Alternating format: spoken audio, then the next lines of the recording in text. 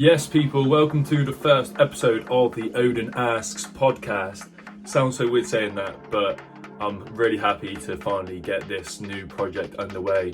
And we're starting off with none other than Waypoint. We have a great conversation going deep into some of his early inspirations, on why he started making music, the sort of music that he started out making originally before he made drum and bass. And as well as that, I asked a question that is on everyone's minds. When is Sweet Disposition coming out? If you want to find out, stay to the end of the podcast because we go right into it. I'll see you in the podcast. Right, yes, people, welcome to the very first episode of the ODAN Ask podcast. And today we are joined with a very special guest, one of the people which I could say is one of my best, closest friends within the drum bass scene. We have got Mr. Waypoint himself. How you doing, mate? Hello. I'm good, mate. How are you? Yes, I'm not too bad. Thank you for making the time to come onto the podcast and everything. First one, so it might be a little bit ropey here or there, but we're gonna get things moving. Yeah. So yeah, I'm gonna come in. This is something that I always just like to ask artists whenever I meet them or speak with them. Is the name Waypoint? Where did that come from? What made you pick Waypoint? A lot of people ask me that, to be fair, because it's quite a unique name, and I've not actually seen any other artists with that name. But the truth is, it means absolutely shit all. It means nothing. Where did it come from though? Like, what made you think Waypoint? Is it just sounds like a decent DJ name, so let's just rock with it? Yeah, and the fact that I couldn't find any other artists with that name, and it's nice and punchy and to the point. And I feel like people can make their own meaning out of it. Yeah. Like, they could be like, oh, he's a waypoint between destinations in your life. Yeah. And shit like this. That's what I've heard from people. Yeah. I suppose you can make it as deep as you want it to be, really. I had a issue when I started out, went with a random name just when I started out, because I didn't think I'd take it that seriously. And then had something come out where it was like a similar name to someone else within drum and bass, so I had to change. And at the time, I didn't want to, but now I can look back. Like, Odin's definitely the way. It sounds so much better. A lot of people would just say, when it comes to making a name, it's just random. Some people have like a deep spiritual meaning behind it. Others are just like that. So that is very interesting. Each their own, innit? Like, if you want it to have a meaning, then honestly go for it. And I think if it does have a meaning, then it can give you a bit more of like stronger branding. Yeah. It can give you a bit more of a story behind your eyes. Yeah, that's fair. You've been producing for quite a long time, considering like how old you are. How old are you? 22. 22? Youngin'. Yeah. And how long have you been producing for? Since I was 15-ish, probably. So you got 7 years under your belt. Like, what made you have that like first decision to start producing music? Like, what was your early influence for that decision? Do you mean my influences to start making music, or like events in my life that led up to making music? Both, mate. Go into it. Yeah. Well, probably the events that led up to me making music was probably being stuck in my room all day with nothing to do. There's like cold winter months where you're just bored. And I stumbled upon some like YouTube tutorials. It probably started with like Kyle Beats and Kenny Beats. Yeah, I know the ones. All of the trap producers. And so I got a copy of FL, and that's where I started. I started with trap beats. Yeah. Because at the time I listened to basically pretty much only hip hop, old school hip hop, trap, and all of that. So that's the sort of stuff I wanted to make. Yeah, similar to me. When I first started out, I was going down like the hip hop beat making avenue, because I've always came from like the hip hop. That's where I started like with my musical journey. That's what I've always listened to, and I've just been really inspired by people like Timbaland and Kanye West. So I thought I was going to be like this next level, like sampling old soul tracks, making hip hop beats. Yeah, and then drum and bass became like a new sort of thing that I became obsessed with, and then it just moved into that. So what were like the kind of producers or people you were listening to that you were trying to maybe replicate back then? Definitely Dilla was an early inspiration. I just loved having like sampled beats, and even still now, like I draw a lot of inspiration from sampling. Yeah, Dilla, Pete Rock, Dr. Dre. Those sorts of cool. Yeah, J Dilla's pretty sick. I still listen to J Dilla beats when you're just doing something where you just want some like background noise, but you don't want something that's gonna really distract you. Just like gets you in that sort of zone where you can just focus and stuff. J Dilla is the man for that. In terms of what was it that got you into making drum and bass? You started making these hip hop and trap beats. What made you decide to make drum and bass? I feel like with drum and bass, it's one of the only genres where, well, I mean, you could say it for a lot of EDM genres, but it's one of the only genres where you can represent yourself as an artist and have like build a profile as an artist rather than a producer. So like if I went down like the hip hop or trap route, you'd be known as like some producer in the credits somewhere. Yeah, you're normally known as, like, when you're a producer for a certain artist, you're like, oh, that's so and so's producer. And yeah, I get what you mean. They have like a really unique style. Yeah, like, you've got to be like one of the top to get noticed as your own artist. Yeah, that does make sense. Yeah, even though I'd say with drum and bass, it's quite a saturated genre. But every single artist is able to build their own brand behind drum and bass. So I'd say it's only just recently started getting more saturated, because I feel like to get to a level where you've got a bit of a following in drum and bass, in regards to the levels it is within hip hop, it is like a crazy difference. Like if you've got like 10,000 followers on SoundCloud and you're a drum and bass producers, you could class yourself as like an up and coming producer and you got a bit of following, but 10,000 followers probably isn't really that impressive in terms of like a hip hop scene or something. So, but it is definitely something that drum and bass is just getting to the point where it's almost everywhere now. I can't go anywhere where I'll hear it like come through on someone's radio, or when I'm at work, I'm hearing, like, I've heard yours and Goddard's tune come on. I've heard, well, Goddard's is on the radio, seems all the time at the moment. But it's both a blessing and a curse, really. Yeah. Because it's building the community that we want to build. Like, we want drum and bass to be everywhere. But then obviously, like, you also kind of want to gatekeep it a little bit. What I reckon is going to happen is it's going to cast like a massive net and bring a load of people, and they're going to like the commercial side of drum and bass. And then from that, a small percentage is going to almost dive deeper down the rabbit hole and then start getting some more darker underground stuff and like jungle. And you get artists like Nia Archives, for example. She's pushing like a new jungle sound, and that's bringing in a whole load of attention. So yeah, it's definitely something that I think the scene in general is getting pushed to further and further levels, I feel like. And I feel like TikTok has definitely played a massive factor in that as well. When you think you got artists like Lude with that Down Under remix, popped off all over TikTok last year, and now it's still probably one of the biggest drum and bass tracks in terms of it gets played all the time.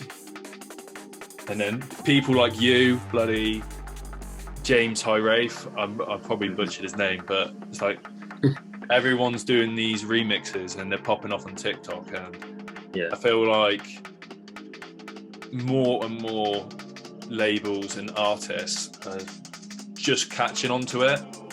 They only just like realise that, oh, this TikTok app's probably here to stay, and now you can see all these different labels are pumping money into it and just trying to get people in on it. So even bigger artists, like I saw KSI made like quite a drum and bass inspired track recently, and working with like big labels like Sony and all of the big boys, you can tell that they're definitely like pushing towards getting more drum and bass 100%. out there. Yeah, everyone's trying to get their little piece of the pie now, but the pie is in everyone's face pretty much. Yeah, basically. But yeah, no, I imagine it can only be a good thing in terms of artists will be getting paid more, and it's just bringing more to scene, bigger events. So I can imagine it's only a good thing. And there's always going to be a core following for this music. Whether it becomes really mainstream and then it teeters off a little bit, there's always going to be that core following of people that will follow the genre, whether it's popping off in the charts or not. But it's definitely interesting to see. But in terms of TikTok, do you feel like the platform is as powerful as it used to be? For me, I feel like it's starting to enter a bit of a decline. Maybe not a decline, but maybe more of a maturity. Yeah, I feel similar to you. I feel like it's almost because everyone's caught onto it now, and I think TikTok have also caught on to the fact that artists have realised how important and how useful it is for pushing their music. TikTok have realised that they can make their bit of money as well, so they're doing everything they can to just get artists to be paying to get their tracks promoted and stuff on there. And then you've also got labels trying to just fill everything up, trying to be the next TikTok trend. So I definitely think what it was, there was a first wave where the artists that found it and realised fully captivated their audience on there, and now it's just like a very saturated platform. It's getting quite saturated, but that doesn't mean that there's no more viral hits. No, because 100%. Viral hits still exist for music. There's just less of them, and it's harder to create that viral moment. And I think it almost separates the people that really want it and the people that almost saw, this platform's giving everyone like these big hits, I'm just going to jump on it. Because before, I remember when I started on TikTok, it was just a case of posting some really questionable double drop videos and stuff, with just big tracks, and that was enough to get loads of views. And now it's just, I don't think you can just be a DJ on that platform. It's not enough. There's definitely artists that have almost got their own things going on. You got people like Bounds that is literally running the live stream game over on TikTok, and there are people that they're also trying to do the whole live stream thing, and it's just, I feel like it's harder to get that audience. But I don't think it's impossible to make the most of that platform. Still, there's still definitely potential to build an audience on there. I think you've just got to find your own thing and definitely find something that separates you from the herd, because it's not enough just to be a DJ, live streamer, or just be a music producer. You've almost got to have something that makes you different to everyone else on there. At the same time though, once you found your niche, you sort of want to you want to follow trends with it at the same time. So you want to take a trend and then put your own unique spin on it. And that's sort of how you take off. That's what I find that my problem is I'm a sucker for sticking to one thing. I like to just change what I'm doing, whether it's doing loads of live streams, and then I sort of lose interest with that, and then that's why I've bloody even started a podcast, because I can't focus on one thing. Sometimes I'm just fully in that music production mindset, and then all of a sudden I thought, let's start a podcast. I'm not already busy enough, but I guess let's hope you stick with it though. Yeah, well, we'll see how it all goes, see what people like. Knowing my luck, the algorithms on all these social media platforms will just hide it, but we'll have to wait and see. We just need a really controversial clip. Yeah, what could I say? Bounds is a massive.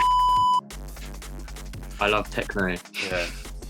Right. I know you did that track with Antigone, and obviously that all popped off when because originally that started off as an unofficial thing that you just posted on TikTok, just seeing what happened, and then it just went crazy viral. Did she reach out to you, or you reach out to her? How did that all come about? I had a few labels reach out, and then one of them put me in touch with her management, and then we sorted out a session from there. So then I went down to London to some random studio, and it was just me on my own, and then like 5 or 6 of her team. Yeah. Just sat in the room, and the label as well, and they were like, all right then, let's do it. Did you feel almost like a fish out of water, just like entering this new sort of world where I almost feel like you could almost get like imposter syndrome when you walk in there feeling like Definitely, yeah. you've got these major label heads within the industry. As we all start off as just a guy trying to figure this whole production thing and being a music artist, and then next thing you know, you're speaking with these major label heads. Yeah, it's quite intimidating, but I sort of had to put on a brave face. Yeah. But I had to pretend that I knew what I was doing, even when I didn't. And that sort of like translated, and they did seem to like, they didn't think that I was just some kid. Yeah. You know what I mean? And I think there is a case of that. You aren't just some kid. You're there for a reason. They've obviously spotted the potential for what could happen with you and what's going to happen with that track. So there's an element of you are supposed to be there, but then I do think that there's almost a case of if you just act like you know what you're doing and like you're supposed to be there, eventually you'll sort of just fall into place, and then it becomes a normal thing. So yeah, definitely. I bet you were pretty gassed after it all went through, and it's just almost a bit surreal that like something like that has happened from when you probably started. Yeah, definitely. I had I don't know. Yeah, you do know, but they actually pulled out at one point, and that was like proper heartbreaking for me. And I thought like my music career was over, and and then like 2 weeks later they called back and they're like, oh, we want back in. Yeah. It's the highs and lows of being an artist. It's so you can go from making a track thinking you're on top of the world, like this is the best track, this could do absolute bits, and then there's other times when just something can happen. Or for me, I can even go from 1 week killing it in the studio, making loads of music, and then I'll come back like a week later and I'm trying to make a new track and I just can't do it, and then I'm just walking around my room thinking like, I'm a shit producer, I can't do this, like what on earth is going on? It's so up and down, it's mental. Yeah, that's why it's good to have like friends and even family like around that you can like show tracks to, and whether people that say like this isn't actually shit, this is decent, you're doing well. I got my friendship group, they do like put me in my place when I need to, but then they're also very good at giving me my dues and like bigging me up. And I think you need a mix of both. You need someone that is gonna you don't want yes man. No, you want someone that's going to tear you down but also bring you back up when you need. So I think it's definitely important to have like a good set of people around you. I think another thing in terms of just dealing with the highs and lows of being an artist is to not get too caught up in the numbers as well. It's easier said than done, but it's very easy to go from a really good week of having really good stream numbers, or your videos are really popping off, and then the week later it's not hitting the same, and it's very easy to get like bummed down about it. But I think if you look at it as like an overall graph of where you're going, there's always going to be ups and downs, but the general direction, as long as it's going upwards, then I think that's the main thing you got to be looking at. Yeah, I think what's more important than the numbers is like the relationships that you form and like networking in a way. 100%. Because if you've built like a strong network of people around you, no matter what numbers you've got, you're always gonna have like the support and like the people in place to help you get to where you need to be in the future. Yeah, definitely. Like every person that you meet on your journey as a music artist, you don't know how important that person could be to you later down the line. There's been people that I've met at events and at parties where just by speaking to them and getting to know them, from that I've been booked for events through that, and just you don't know who you're speaking to, and I think it's just very important to just treat everyone with respect. Definitely. Because even if that person, if you don't perceive them as big as you are within whatever you're doing, you always got to treat them with respect, because they could also surpass you, and you just never know who you're speaking to nowadays. Yeah, you could have some guy with 100 followers that becomes the next Fred again, and then you DMs and you called him an arsehole or something. Yeah, I do always think, just when I was starting out, when I used to message people, I just like, you'd always get people out just, you'd ask them for feedback, and then when I listen back to the track I sent them, I can just hear how bad it was, but I could just tell they didn't want to break my little heart when I was starting out. Oh yeah, it's sounding good. And I was like, oh, you're almost too nice, because you do get it where someone will send me a track, and I'm like, I don't know what I do. Do I give them the honest feedback, and it might hurt them a little bit, or do I just soften it up a little bit? So it can be hard in terms of, you don't want to be too brutal. Yeah, it depends, I suppose. Right, I'm going to go for a couple little quick fire questions. Don't think too much into them, they're nice and simple. So the first one I've got is, if you could collab with any artist, who would it be? Blade Runner. Blade Runner. Any reason for that? I just feel like our styles would gel really nicely. And he's from the roots, you know, he's got a nice organic sound to his music. Yeah, there's no one that sounds like Blade Runner. I think Blade Runner as well was one of the most almost mysterious people within the drum and bass scene as well. Yeah. Like, it blows my mind that you've got Serum and Voltage and Kings of Rollers, and they're quite these massive personalities. Yeah. Almost larger than life on social media. And then there's this Blade Runner, which he's just there, but you know that he's just like doing his thing. Yeah. The guy. He lets the music speak for himself. 100%. It's like, I don't even really see much of Blade Runner on social media, but he's always popping off, and whenever he has a track out, it's always there in the Juno chart. So he does let the music speak for himself. Who would you say your favourite up and coming artist is right now? Or if it's like a couple, then feel free to name a couple. Yeah, obviously there's James Ray, who's killing it at the minute with his bootlegs. He's definitely one of the best up and coming on the TikTok scene. Obviously yourself.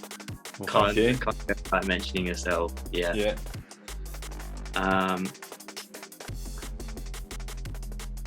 We've got Venby. She's doing bits at the minute. Yeah. As a vocalist. Yeah, I saw she posted today that her tracks, like, is it gone higher up in the charts, or has it just entered the charts? Yeah, I think they're trying to get it to break top 10. Yeah, that's nuts. It's the first time in a while that drum and bass has been in the top 10, other than like lewd songs. Yeah, James is obviously fully taking advantage of the whole TikTok algorithm and has absolutely smashed it. It's almost like everything that James is touching at the moment is just turning to gold. So it doesn't surprise me. He's just been signed, hasn't he? Mm-hmm. Yeah, it doesn't surprise me. Like, the guy is just producing next level stuff. So yeah, right. Yeah. This is for one of my underrated, overrated questions, because this is something which I like to find out what people think. Greg's overrated or underrated? Overrated, mate. Yeah. Overrated. I agree. I think Greg's overrated. You agree? Yeah. The amount of times I'll go to Greg's and then the bloody steak bake is just lukewarm or cold. Yeah. And they get away with it all the time, and people like big it up. I can't remember the last time I went to Greg's, and if it is hot, it's bloody piping hot. So yeah, overrated for me. Bucket hats, underrated or overrated? I'm gonna have to say overrated. I'm really sorry to bucket hat lovers out there, but like it's just because they don't suit me, so they make me feel insecure. That's fair. I'm a bit of a sucker for a bucket hat. My love for bucket hats originally came from this artist called Schoolboy Q, if you know who he is. Oh yeah. Yeah, and I started listening to him when I was in school, and he used to wear bucket hats, and then from there I was like, I want to wear all these bucket hats. Another one of my overrated, underrated questions. Being front left in the rave, where it's like right in the mix of it. Mm-hmm. Overrated or underrated? Depends what you're on. So I'll say underrated. I'll say underrated. Underrated. See, I might just be, as I'm getting older, but I'm more of a, like, stand near the back, room to sort of dance and stuff. I can't be in the right up in it anymore. Well, it depends. Sometimes you can be at the front and you'll have space. Yeah. Like, it depends on the crowd. I think I just need my space. No one's about to be crushed. Yeah. Also, I'm quite like a tall, big guy, and I just feel like Yeah. I'm just annoying people behind me if they're just trying to see. But my girlfriend is probably about a whole 20 odd centimeters shorter than me. So if there's someone like her stood behind me, she just can't see anyone other than my fat head. So right. Who's your favourite non-drum and bass artist? I've got a few. Probably say Krangbin. Krangbin. Not many people probably know of them, but no. They're sort of like a psychedelic punk rock. I've never heard of them, so I'll go have a look at that. It's just like chill vibes, nice drums. Are you a voice note or a typed message type of guy? It depends really. Like sometimes you can't be bothered to type, sometimes you can't be bothered to talk. I think sometimes you can't be bothered to do either. Yeah, I think it depends on what you're trying to get through. No matter if it's someone asking for feedback and stuff, sometimes you just got to get the voice note out because it's just too wordy to get out.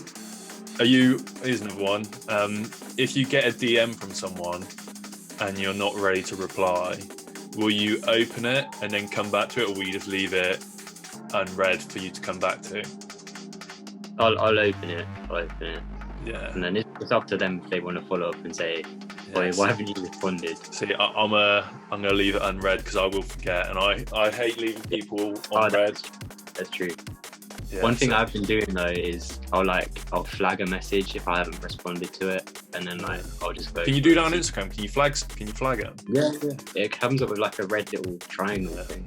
I might have to do that because I've got some people on my DMs that are just left unread, and I'm waiting to get to them. Right. If you could be an animal for a day, what would it be and why? Probably like a worm at a festival, so you could feel like the star just like vibrate through you. Oh mate, I did not expect that. Normally someone would probably come with like lion or eagle or something. It's like, nah, just be a worm and rave. Be a worm, like you wouldn't see anything. Yeah. Right.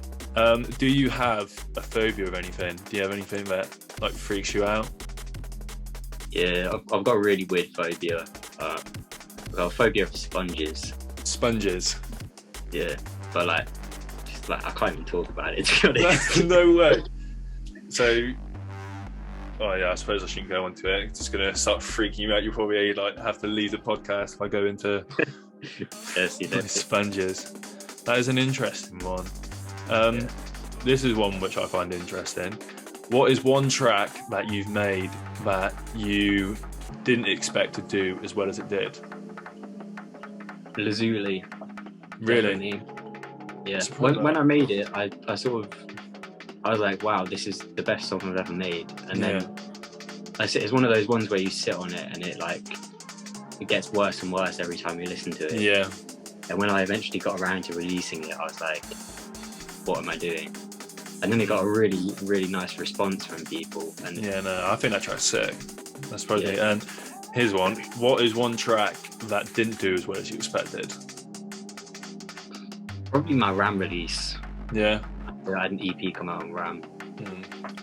Put a lot of work into those tracks, but sometimes like the more work you put in doesn't necessarily translate. No, definitely. It's very easy to think that you know which tracks are the ones that are going to hit and which ones aren't, when in reality it's just you just got to put them tracks out there and the audience will speak for themselves on whether they like it. You can't force a track down people's throats. But right, I got a message come up saying we've got 6 minutes left of recording, so I'll go through some of the Instagram questions and then I guess we'll call it a day. Right, we've got someone asking, what is the best set you've ever played? had a few. Probably my most recent one for this events company called Psyched in Loughborough. I used to go to uni in Loughborough, but I never actually played a set there until I graduated. So it's really sick just getting all my uni bros down. For having everyone front row, and it was just energy start to finish. Those like close settings where you got all your people there. There's definitely the best. It was actually Psyched that asked me that question, so. Of course, you've answered correctly there. I bet you they would have felt a bit shit if you were like, oh yeah, definitely not Psyched. Right. Could fall into the same category. The best promoters that you've worked with so far. I've got to say Psyched again, but as well, Neil from Halo in Bournemouth. He also does a lot of stuff with Bounds. He got Bounds a lot of his sets. He's a really nice guy. Yeah, definitely. I'm going to have to get in contact with this Neil guy because I really want to do some sets in Bournemouth. They look sick. Right, we've got another question. We've got, what is the biggest obstacle that you've overcome and how did you do it? With a deep one. Probably not believing in myself. I'd say about a year ago, I didn't believe in myself at all. Didn't believe in my musical ability. Up until that point, I had no belief in my music. I was sort of making music for the sake of making it for myself, really. And then I just got to a point. Well, I don't know. I still don't completely believe in myself, but like it's a gradual process. 100%. Well, I can tell you for sure there's definitely a hell of a lot of people that do believe in your music, and I think there's a lot of people that appreciate all the tracks you've been putting out, because I have a lot of Waypoint on my playlist and stuff, and I'm listening to Waypoint a lot, so if I'm listening to it, there's definitely a hell of a lot of other people listening to Waypoint. So if that's one thing to think, it's very easy to get caught up in just looking at a number, but each number is a person listening to your track, and that could be making their day better on their way to work, on their way back. So it's definitely something just to remember, like what you're doing is definitely worthwhile. We got another question from the deep question to top 3 pints. I gotta say Birra Moretti. Good choice. Asahi, I don't know. Asahi, the Japanese one. Stella. Love it. Right. And we got this one from Bounds. Is Sweet Disposition ? When's it coming? Do people want to know? It's coming. Basically, it got signed by a label about 6 months ago. I had to get the vocals re-sung by a re-sing company, which took about 2 months. But since then, the label's just been sitting on it, to be honest, and I'm trying to get them to release it as soon as they can, but the contract does run out fairly soon, so if it does run out, then I'll just self-release it, give the people what they want.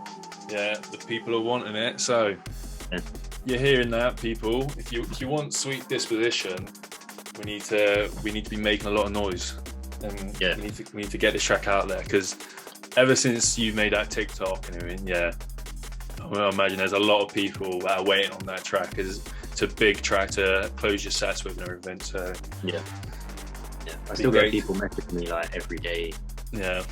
For it. I try to reply to everyone.